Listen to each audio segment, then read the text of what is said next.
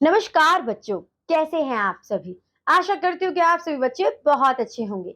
लेकिन बच्चों, कभी कभी आप हो जाते हैं बीमार और उस वक्त पर आपको याद आती है एक सिक लीव लिखने की, एक अवकाश पत्र लिखने की। तो आज हमारे पास है अध्याय 13, जिसका नाम है पत्र लेखन। और हम समझेंगे कि किस प्रकार से हमें पत्र लिखना चाहिए। तो चलिए शुरू करते हैं इस अध्याय को हमारे एक्सपर्ट के साथ। हेलो बच्चों, कैसे हो आप सब। मैं आशा करती हूँ आप सब बहुत ही अच्छे और स्वस्थ होंगे। तो बच्चों, आज की कक्षा में हम शुरू करने वाले हैं हमारा अध्याय 13, जिसका नाम है पत्र लेखन, यानी कि बच्चों लेटर राइटिंग, है ना। तो चलिए बच्चों, आइए अब हम शुरू करेंगे हमारा ये नया अध्याय। तो बच्चों देखिए, ये जो अध्याय है आपकी परीक्षा की दृष्टि से बहुत ही ज्यादा महत्वपूर्ण होने वाला है, क्योंकि आप इस अध्याय में सीखेंगे कि पत्र किस प्रकार लिखा जाता है। और ये आपके लिए भी बहुत ज्यादा अच्छा है, क्योंकि पत्रों की आवश्यकता तो पड़ती ही है। चलिए बच्चों, आइए अब हम इसे पढ़ना शुरू करते हैं। देखिए, पत्र एक ऐसा साधन है जिसके द्वारा हम दूर रहने वाले अपने मित्रों अथवा संबंधियों को की कुशलता जान सकते हैं, है ना, और अपनी कुशलता का समाचार उन्हें दे सकते हैं। तो बच्चों, आपको समझ आया पत्र क्या है। ये एक ऐसा साधन है जिसके द्वारा देखिए हम लिखकर अपने मन के भाव को दूसरों को बता सकते हैं और दूसरों के मन के भाव को हम समझ सकते हैं ना बच्चों। किस प्रकार उनको जो भी वो हमें लिख कर देंगे उसके द्वारा, है ना। देखिए, जैसे कि ये बच्चा क्या कर रहा है, पत्र लिख रहा है ना। चलिए अब बच्चों आगे देखिए फिर क्या हुआ इसमें। देखो, पत्र अनेक प्रकार के होते हैं।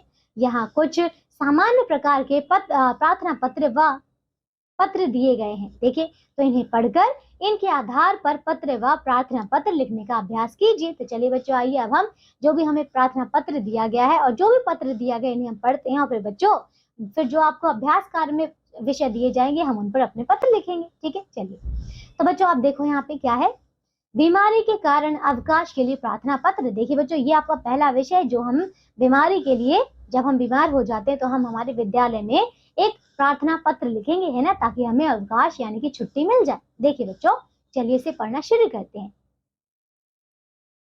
देखिए, सेवा में श्रीमती प्रधानाचार्य जी, RS public school, friends colony, Agra, है ना। देख लिया बच्चों आपने। फिर देखिए, महोदया, निवेदन है कि मुझे कल रात से तेज बुखार है।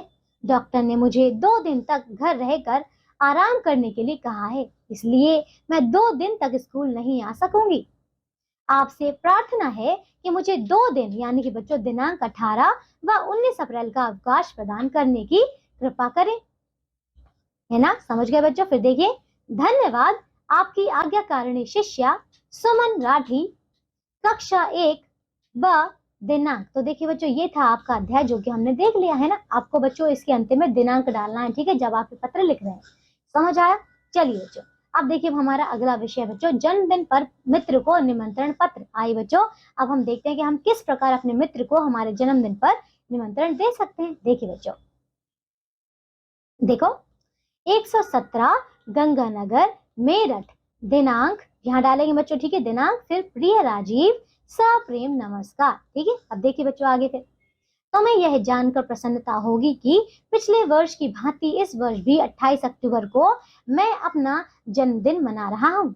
इस शुभ अवसर पर तुम्हारा आना आवश्यक है। प्रियंका को भी अपने साथ लेते आना।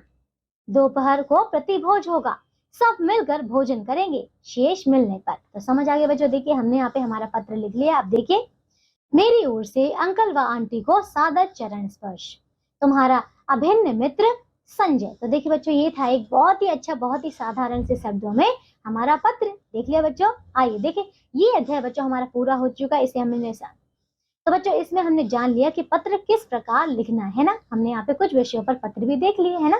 तो देखा बच्चों आपने, ये थे हमारे कुछ फॉर्मेट जिनमें हमें इसी तरीके से हमें अपना अवकाश पत्र लिखना चाहिए। और अवकाश क्या, किसी भी प्रकार का पत्र, औपचारिक और अनौपचारिक दोनों को ध्यान में रखते हुए। अब बच्चों, मैं मिलूंगी आपसे अगली कक्षा में। तब तक के लिए धन्यवाद।